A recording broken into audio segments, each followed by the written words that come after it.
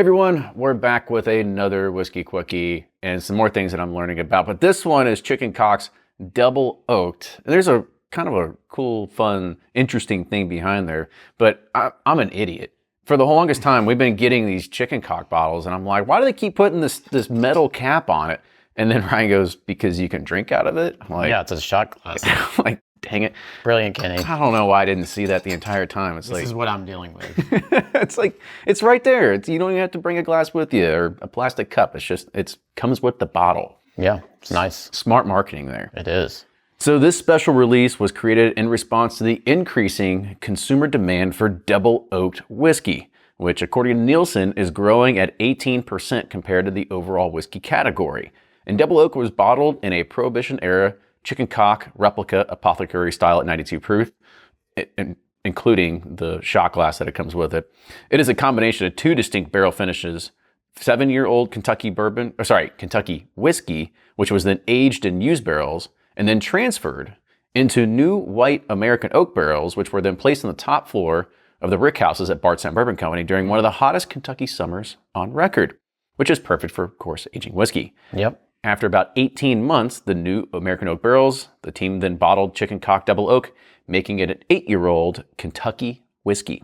So, the one thing that's a smart way to use Kentucky whiskey. Exactly, because you just, people are, I don't want to say you're falling into the double oak thing, but man alive, does that hold, it has a gravitational pull where people see it on the shelf and they're like, anything double oak, I'm going to go ahead and pull that. Yeah. And it's just, you'll have to probably look for this in American whiskey aisle, I guess. If actually store owners don't know, they'll probably put it in the bourbon. It's probably the bourbon aisle. They're not going to read too much into it because they're not going to see American whiskey. But it is a really smart idea in how you can take. I'm not going to say that they're cheaper barrels, but typically on the market you can get them for a lot less than just bourbon barrels, and then put them in a new oak. And heck, I don't know. Let's see what happens. Let's see what happens. Let's go ahead and dive in with the nose here.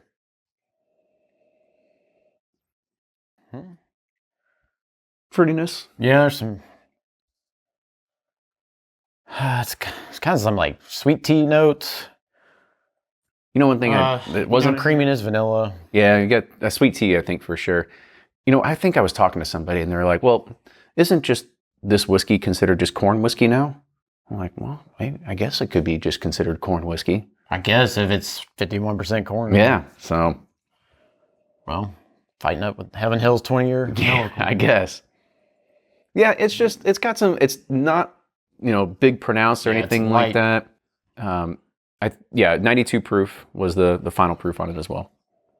I'm just throwing around a little bit more kind of marshmallowy burnt crust that you get normally with toasted products. So yeah, there's some sweetness, but it smells like a tea to me. Sweet, really sweet tea, like you get at Lee's Chicken.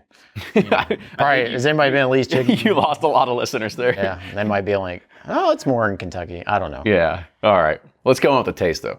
Basically, it's just like overly sweet tea. Okay.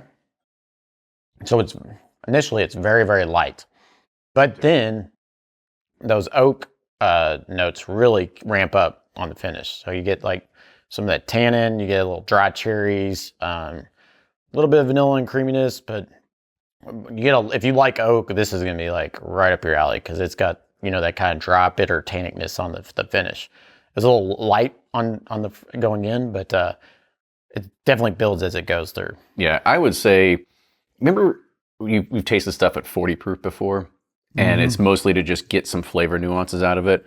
I almost feel like it's technically that times 2 because it's not a full-bodied flavor that you're getting into this. It is thin, but you do get some of those oak characteristics, some fruitness and stuff like that too. Yeah, it's a very easy sipper. Like if someone's, you know, just getting into bourbon, they're trying to graduate from Basil Hayden's or something, you know, that we'll take you to the double oak. But they want some more, and you want to introduce them to something that has a little bit more oak presence and whatnot. I think this would be a great expression. You know, I think a lot of people enjoy this.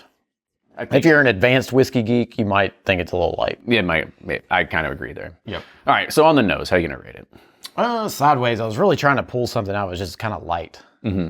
Taste? I liked it. Okay, I thought you were going to go like 3/4 or something. I want to give it, but I kind of liked it. I mean, it's easy. It's drinkable. I like it.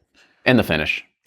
Sideways. Yeah. I mean, there's some nice oak things in there. I just wanted to be a little bit more robust, more body. But that's, you know, our palates are destroyed by years of doing this and are trying to start a bourbon brand. So don't trust us sometimes, unless you're an advanced whiskey geek. When you're drinking 100 proof and above on a daily, that's just our. When you're like 100's really light, that's when you've gone too far. Exactly. Don't become us. Don't do as we do. But there's some good things going on. For sure. Well, that's our review of Chicken Cock's Double Oaked Kentucky Whiskey. With that, cheers, everybody. We'll see you next time. Toodles.